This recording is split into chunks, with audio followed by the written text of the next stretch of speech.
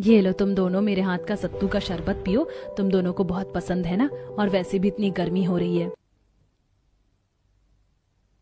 वाह, सत्तू का शरबत, ये मेरा बहुत पसंदीदा है माँ, मुझे एक गिलास और पीना है। लेकिन मुझे नहीं पीना, तुम्हें पता है ना माँ, तुम्हारी बड़ी बेटी अमीर घर में शादी करके चली गई है, तो अब क्या मुझे ऐसे पूछोगी? मेरे लिए कोल्ड ड्रिंक समोसे लेकर आती, स्क्वॉश से बनाकर देती। अहो, अब ये सुकेश क्या होता है, अमीर ससुराल क्या चलेगी, तेरे तो हाव भाव ही बदल गए।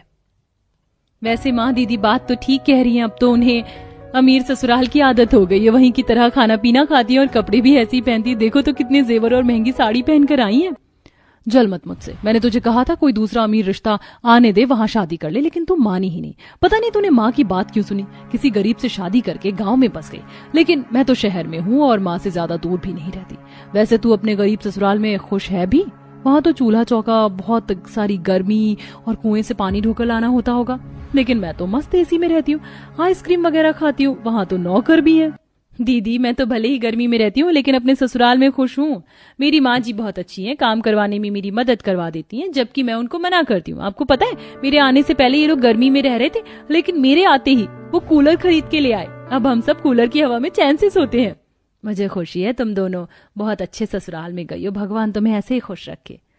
अगर इतना ही खुश है तो बता, तेरा पति तुझे हनीमून पर कहाँ ले जा रहा है? वही मेरा मन तो कश्मीर जाने का है, उनके साथ कश्मीर की वादियों में खो जाऊंगी, वहाँ रोप वे है, अच्छा अच्छा खाना है, घोड़े पर भी सवारी करूंगी। अभी तो गर्मी है, लेकिन जब सर्दी होगी तब एक बार कश्मीर की बर्फ देख कर आऊंगी। तू बता। दीदी मेरा मन इतनी दूर जाने का नहीं है, और ये पहाड़ वाली जगह मुझे नहीं पसंद, तो मैं तो उनके साथ नानी के गाँव में जाऊंगी। माँ जी बता रही थी उनके गाँव का घर और वहाँ का वातावरण बहुत अच्छा है। ये सुनते ही शेफाली की हंसी छूट जाती है। क्या, तो हनीमून मनाने अपने पति की नानी के गांव जाएगी? हे भगवान, वैसे भी तुम गरीब हो और तुझसे तो मैं एक्सपेक्ट कर ही नहीं सकती कि तू किसी अच्छी जगह घूमने जाए।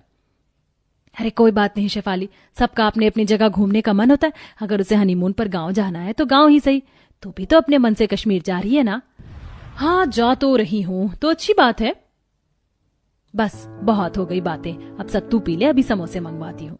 मैं लेकर आती हूँ माँ। दोनों बहनें सत्तू पी लेती हैं, फिर रजनी अपनी बड़ी बहन के लिए गर्मा गर्म समोसे ले आती है और सब अच्छे से खाते हैं।